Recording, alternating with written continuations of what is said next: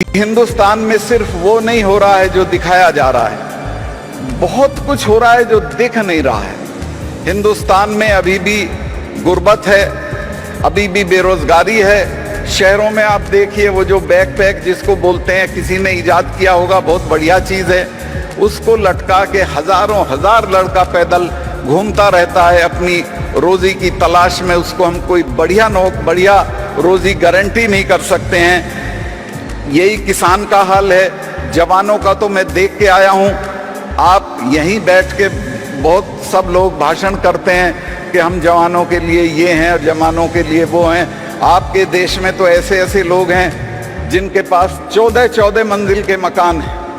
एक मंजिल में कुत्ते रहते हैं, एक में ड्राइवर रहते हैं, एक में कोई और रहता है, लेकिन एक पैसा भी चैरिटी नहीं करते हैं हिंदुस्तान की फौज के लिए।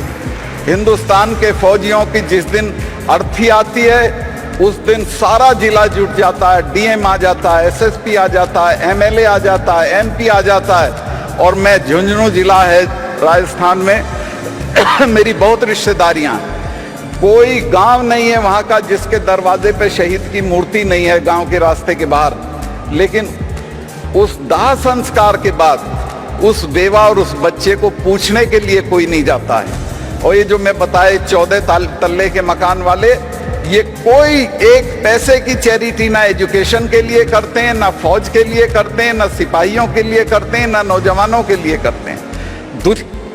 दुनिया के सब बड़े लोग, चाहे वो लॉर्ड गिल्डोफ हों, म्यूजिक के लोग हों, चाहे वो माइक्रोसॉफ्ट वाला हो, सब लोग अपनी पूरी आमदनी का बड़ा हिस्सा चैरिटी करते हैं। लेकिन हमारे यहाँ का जो अमीर है, मैं उसको इंसान भी नहीं मानता। मैं उसको सड़े हुए पोटैटो, सड़े हुए आलू की बोरी की जगह मानता हूँ कि जिसकी जेब से एक पैसा नहीं निकलता।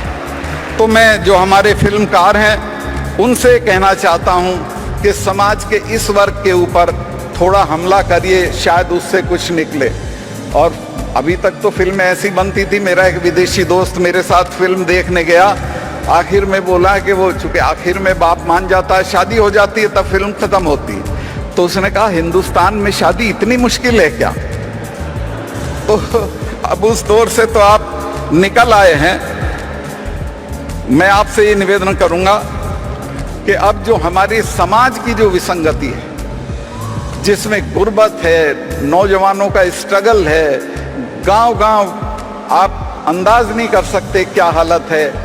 किसान की, मैं खुद किसान हूं, मुझे मालूम है उसके क्या हालात हैं। और जो हम सरकारों में आ गए हैं, हमारे क्या हालात हैं। और ये जो चैरिटी ना करने वाले हैं, इनके क्या हालात हैं। अब जमींदार तो रहे नहीं कि आप उन पे हमला करेंगे कि जमींदार गांव में अत्याचार कर रहा है, ना उस तरह के महाजन रहे हैं। मैं आपको ये नए महाजन बता रहा हूं कि अपनी फिल्मों में इनके ऊपर हमला करिए, नौजवानों की मदद करिए, किसानों की मदद करिए।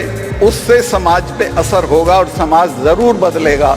और मैं ये सहमत नहीं हूं कि फिल्मों का असर नहीं होता। जितना असर फिल्म की विधा का होता है उतना ना किताब का होता है ना और किसी चीज का होता है। बहुमत से किसी भी चीज पे कब्जा तो किया जा सकता है, लेकिन यदि उसे चलाना नहीं आता तो आपका कब्जा जो है वो बेकार है। आप उस चीज को भी खराब कर देंगे जिस पे आपने कब्जा किया है।